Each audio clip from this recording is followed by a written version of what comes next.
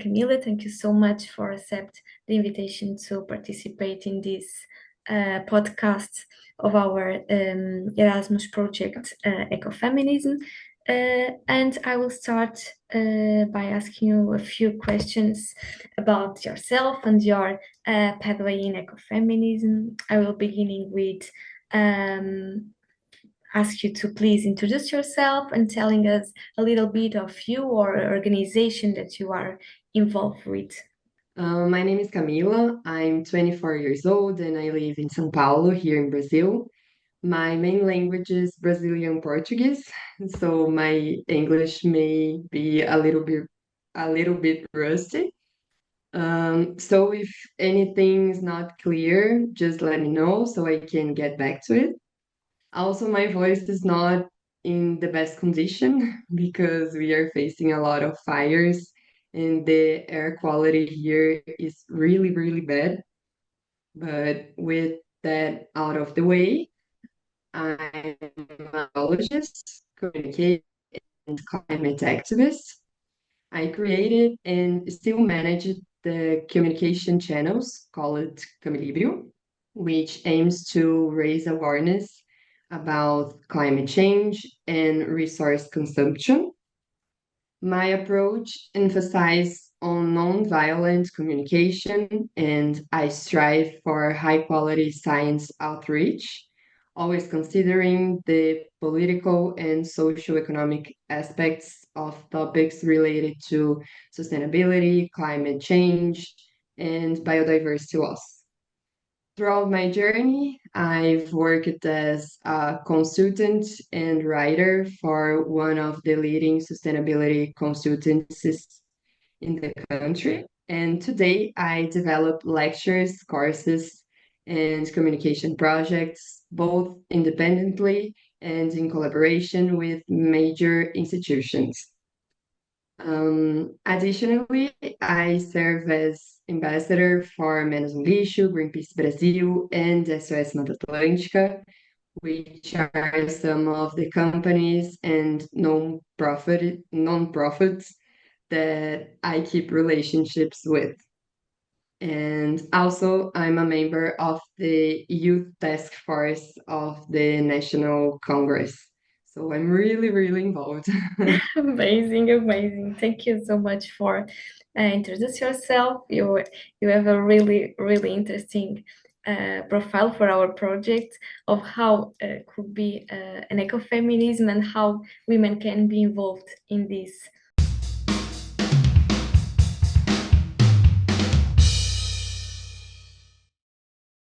How is your ecofeminism reflected in your work or volunteer activism?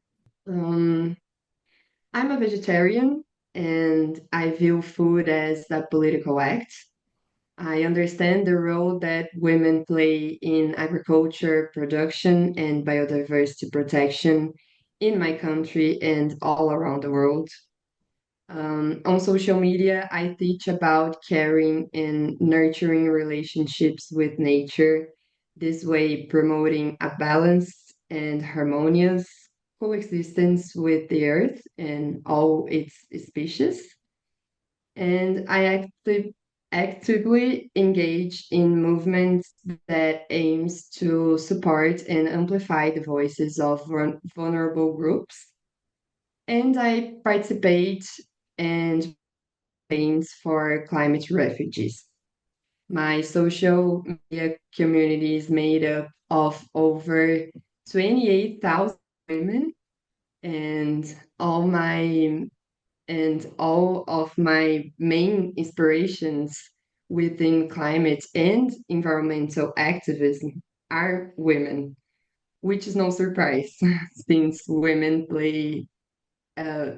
have played major roles and they continue to do so today in advocating for environmental conservation and sustainability. The roots of ecofeminism trace back to ancient indigenous cultures that view the earth as a nurturing mother, a concept that I learned by knowing and studying different indigenous communities here in Brazil. So important topics. I'm really glad that you mentioned also climate refugees because this is a so hot topic and so important, and sometimes it's not the social dimension, and with this gender dimension also it is not so always mentioned when we are talking about climate change, and it's really, really important.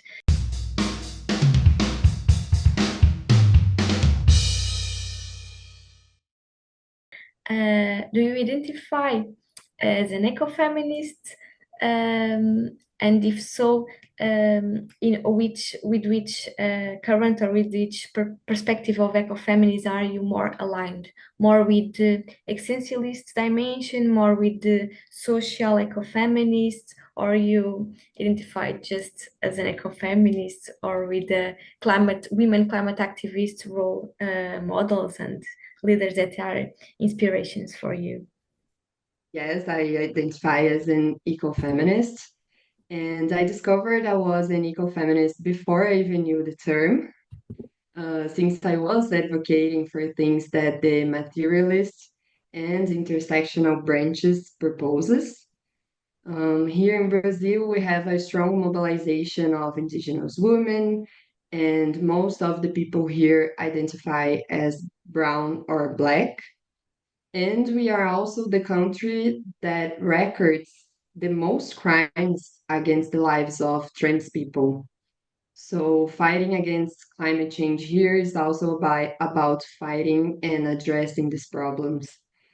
So, that's why I feel the need to emphasize and I identify with these two branches, the Mhm. materialists that argue that the exploitation of natural resources and women labor under capitalism are interconnected, and the intersectional that acknowledge that gender is essentially made up and is not binary and is definitely not the only factor in environmental pressure. Completely, thank you. And as you are mentioning, how ecofeminism could act nowadays, contemporary, what about policy? What about ecofeminist policies could help or could better respond to the challenges that we have today? I think ecofeminist policies can address these challenges by integrating ecological sustainability with gender equality, recognizing the interconnectedness of environmental issues and social injustices. The main policy, in my opinion, would be education access that leads to inclusive decision making. We need to have women deciding our future. Also, we need to promote agroecology and support farmers, women. And of course, we need to have policies that recognize traditional, acknowledge, and practices of women in biodiversity conservation.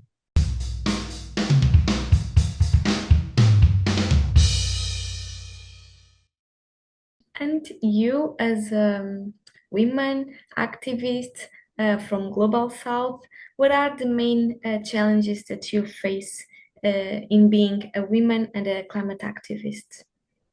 I think that was my favorite question because it really made me think about everything. And I think it's an emotional roller coaster. I feel completely supported by other climate activists, women, and we cheer each other on and offer so much encouragement. And this bond I have with my friends who share the same struggle is one of the things that energizes me the most to keep going in this movement.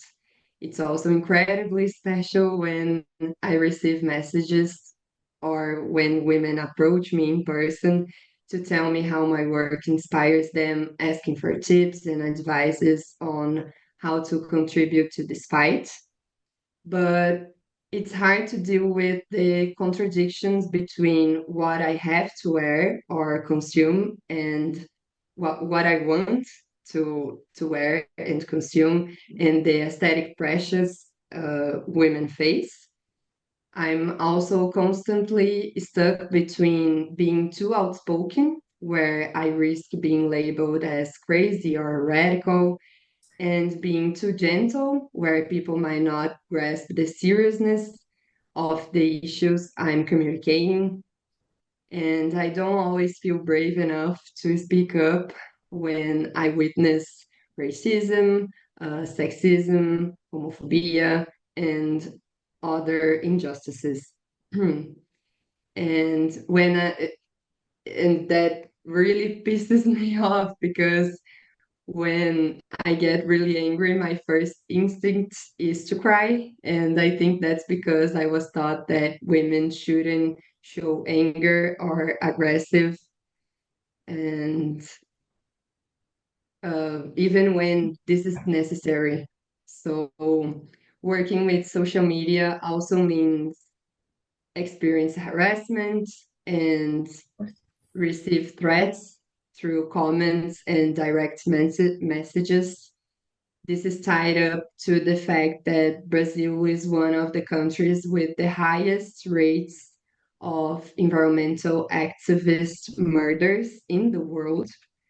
I feel like all these factors weaken my fight because I don't always feel prepared to tackle topics that involve high risk and exposure. And on top of that, I need to trust people I travel with when visiting more isolated traditional communities or areas impacted by extreme climate events. So, to sum up, um, it's very tiring, and I'm always vigilant, especially in a country where a woman is raped every 12 minutes. Intense, it's really intense. Thank you so much for your explanation and share about your challenges that you face. I myself identify as some of challenges that you share. And to conclude our session, what advice would you give to someone who wants to become activist and ecofeminist, maybe specifically in Global South or broader? What specific advices could you give? Uh, I think I would say grow, connect with other activists and ecofeminists. When we come together, our power triples. A real life example of this comes to mind. In 2022, I saw a video by Jazarona, a climate activist who was 18 at the time, and I was 22. Jazz is a Black woman who grew up in one of the favelas of São Paulo. And in the video, she was looking for support to help her buy her ticket to attend the COP in Egypt. She already had her credential and accommodation covered, but the flight was very expensive. So I shared her video on my social media, and Isa and Amanda, my former bosses and partners at one of the country's leading sustainability consultancies, responded saying that their company would help with the flight. So Jazara was able to attend the COP, Mhm. and we produced content together, her from Egypt and me supporting her from Brazil by writing scripts and giving direction. And today she's a huge inspiration for me, regularly attending to major international events representing Brazilian youth. Mhm. And all of this was possible because women came together. So get to know their struggles and try to connect with women on the same journey. This has been and always will be essential for me. Oh, incredible. Thank you so much. And what a wonderful way to finish our session with this sisterhood example that could really change the world. Thank you so much.